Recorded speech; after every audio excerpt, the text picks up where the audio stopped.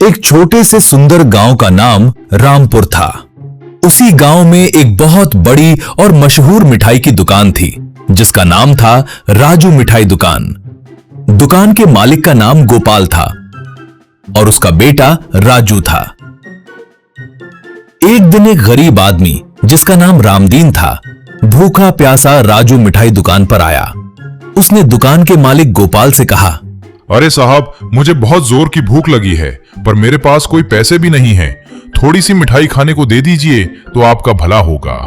गोपाल ने गुस्से में कहा, अरे बिना पैसे तो यहाँ कोई चीज नहीं मिलती और तुम्हें किसने यहाँ आने दिया? जल्दी से बाहर निकलो।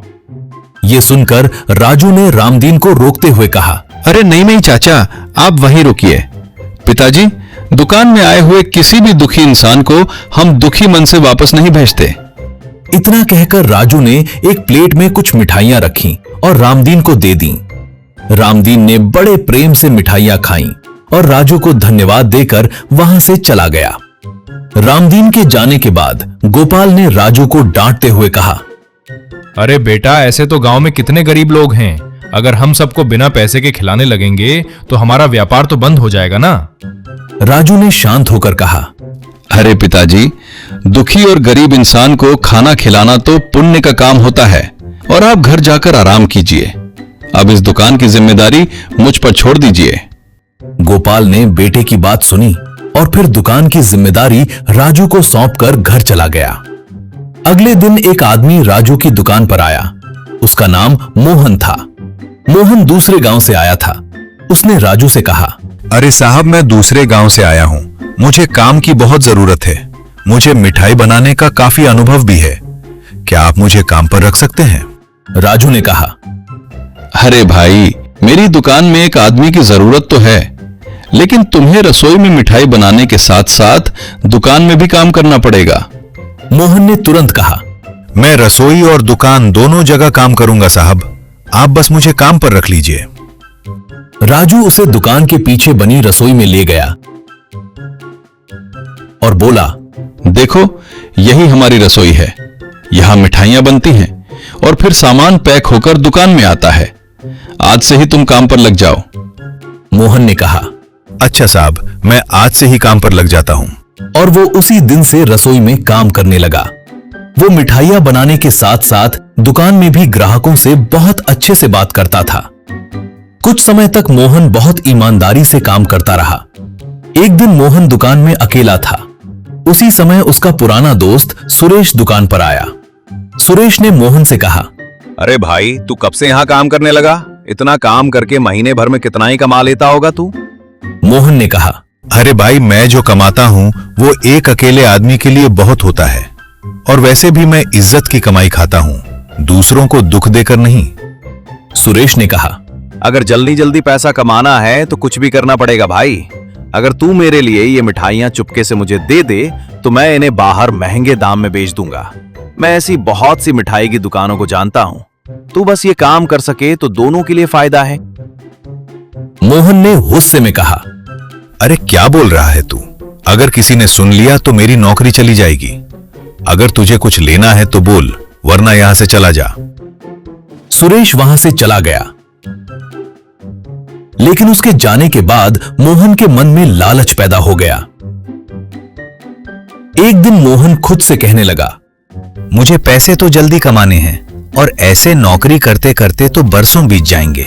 मैं क्या करूं, कुछ समझ में नहीं आ रहा है। धीरे धीरे उसके मन में लालच बढ़ता गया। एक दिन दुकान का काम खत्म होने के बाद मोहन ने अपने पुराने दोस्त सुरेश को कार लेकर बुलाया। उसने दुकान से मिठाइयों के बहुत सारे पैकेट निकाले और सुरेश को दे दिए।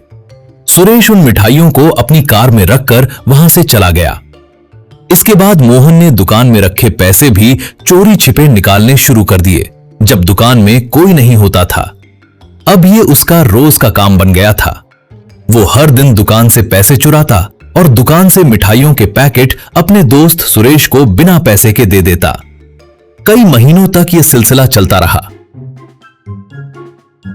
एक दिन घर पर गोपाल ने राजू से कहा, अरे बेटा, दुकान में क्या चल रहा है मुझे तो कुछ मालूम नहीं है, लेकिन कई महीनों से मैं देख रहा हूं कि हमारी दुकान में ग्राहक तो आते हैं और मिठाइयां भी बराबर बनती हैं, फिर हमारा व्यापार नुकसान में क्यों जा रहा है?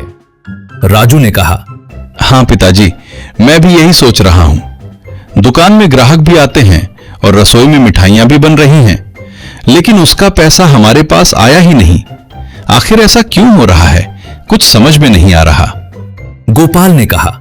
आज जाकर तू दुकान में एक सीसीटीवी कैमरा लगवा दे, फिर हम घर में बैठकर देखेंगे कि दुकान में आखिर हो क्या रहा है। राजू ने अपने पिता की बात मानी और दुकान पर जाकर एक तकनीशियन को बुलाया।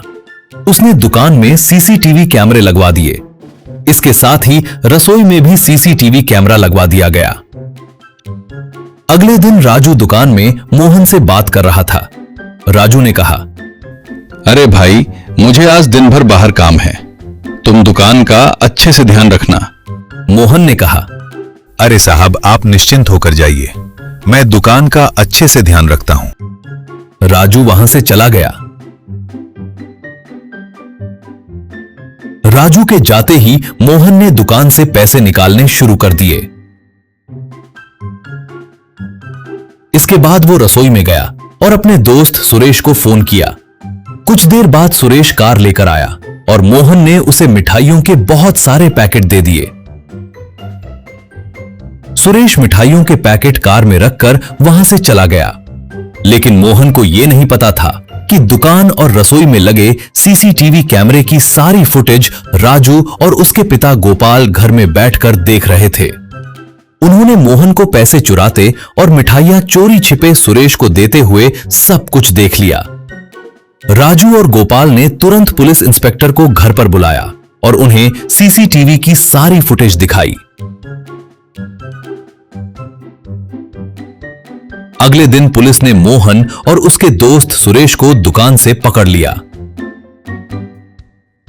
राजू ने दुखी होकर मोहन से कहा, अरे भाई, मैंने तो तुम्हें एक ईमानदार आदमी समझकर काम पर रखा था, बल्कि मैं तो तुम्हें आगे चलकर अपनी दुकान का मैनेजर बनाने की सोच रहा था, लेकिन ज्यादा पैसे कमाने के लालच ने तुम्हें अंधा कर दिया है। इंस्पेक्टर ने मोहन और सुरेश को गिरफ्तार कर लिया और दोनों को अपने साथ ले गए। लालच करना बहुत ही बुरी बात होती है। इंसान को हमेशा ईमानदारी से मेहनत करके कमाई करनी चाहिए।